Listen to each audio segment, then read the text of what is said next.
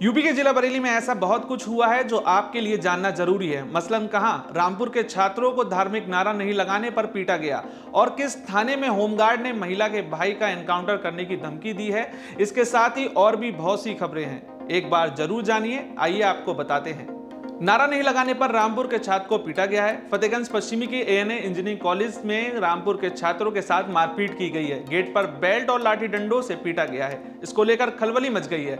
घायल छात्रों में फैसल, अरकान और कमल ने घर पर फोन किया तो वहां उनके रिश्तेदार पहुंचे और घायल छात्रों को अस्पताल में इलाज के बाद पीटने वाले छात्रों में नितिन, विकेश, अमन राठौर, अमन त्यागी और चंद्रशेखर नितिन के भाई समेत 10 अज्ञात लोगों के खिलाफ फैसल के भाई अधिवक्ता मोहम्मद आरफ ने तहरीर दी है, जिसमें धार्मिक नारे नहीं लगाने पर मारपीट की बात कही गई है। पुलिस ने रिपोर्ट दर्ज करने के बाद मामले की जांच शुरू कर दी है। कॉलेज प्रशासन पर आरोप है कि एक दिन पहले शिकायत के बावजूद दबंगई दिखाने वाले छात्रों पर एक्शन नहीं लिया गया, जिससे उनके हौसले बढ़े और उन्होंने सरेआम मारपीट की, जबरदस्ती नारे लगवाने की कोशिश भी की है।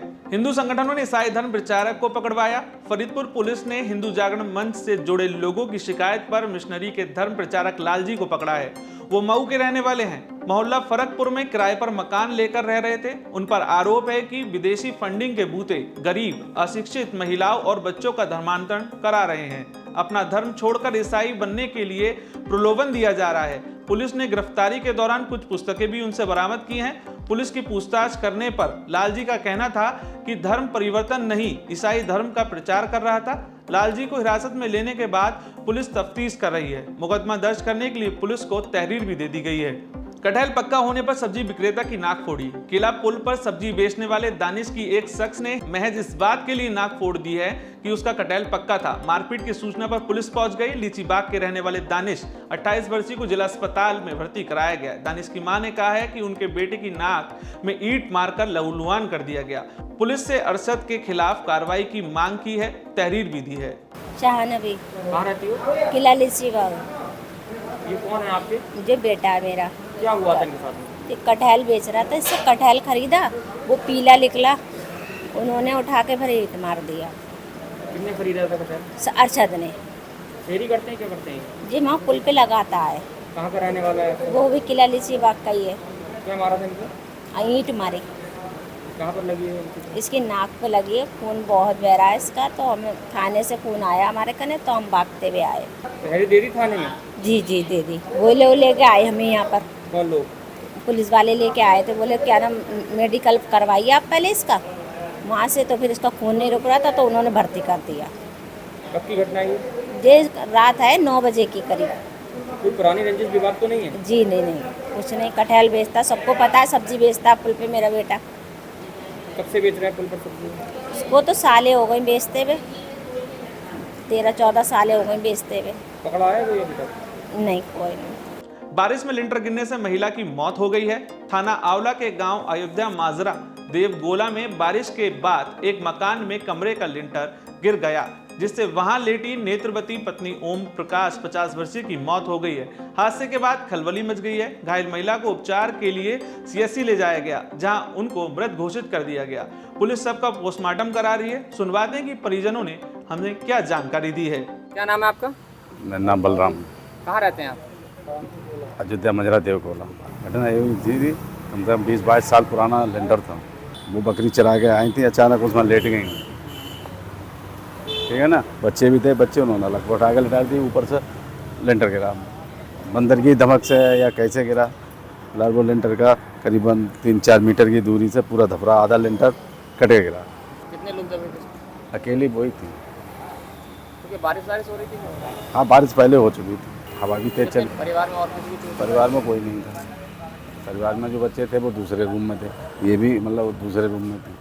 परिवार में उनके कौन कौन है? परिवार में उनके नाती थे। ये लड़का है छोटा, एक लड़का बड़ा है, एक लड़की अपने ससुराल में रहती है। होमगार्ड पर लगा एनकाउंटर करने का इल्जाम। भोजीपुरा थाने में तैनात एक होमगार्ड पर एनकाउंटर कर देने का इल्जाम लगा है। थाने के गांव में रहने वाली बिमला देवी का कहना है कि होमगार्ड ने धमकी दी है कि वो उसके भाई का एनकाउंटर कर देगा। इसके अलावा 12 साल के बेटे को एक्सीडेंट में कुचलकर मार देने का प्रयास किया है।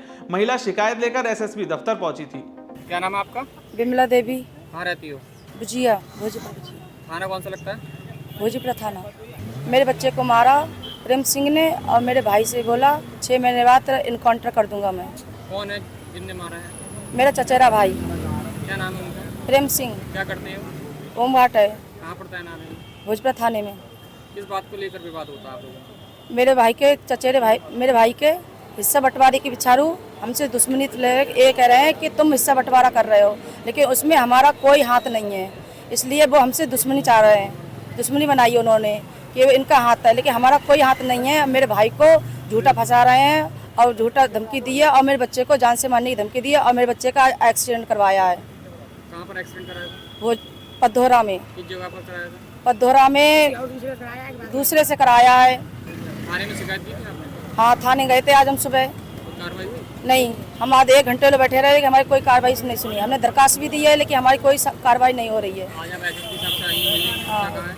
अभी तो हमारी कोई सुनाई, दरखास्त हमने जमा कर दी है, अभी हमारा बात नहीं हुई है एसपी किससे साहब। विवाद चल रहा है आप लोगों का? 10 तारीख से। कितना बड़ा बच्चा है आपका? 12वीं साल में चल रहा है। सड़क हादसे में ड्यूटी पर जा रहे होमगार्ड की मौत। बहेड़ी थाने के त्रिकोणिया गांव में ड्यूटी के लिए पीलीभीत में एसडीएम आवास पर जा रहे होमगार्ड तेजपाल 45 वर्षीय को रास्ते में किसी अज्ञात वाहन ने टक्कर मार दी। इससे उनकी मौके पर ही मौत हो गई है। पुलिस ने जेब में मिले कागज को देखने के बाद उनके घर फोन किया। उनके 3 बच्चे हैं। पत्नी मीना का रो रो कर बुरा हाल है। नाम आपका? मेरा नाम कृष्ण पाल, कहाँ रहते हैं? मैं बुलड़िया ग्राम प्रधान। अच्छा, ये कौन है आपके? जीजा जी, कहाँ के रहने वाले हैं? ये त्रिकोणिया सरेली। क्या हादसा हुआ था? मोटरसाइकिल से ड्यूटी जा रहे थे। कहाँ जा रहे थे ड्यूटी? ड्यूटी अमरिया, उप जिलाधिकारी अमरिया, किस पद पर तैनात थे आपके होने? होमगार्ड।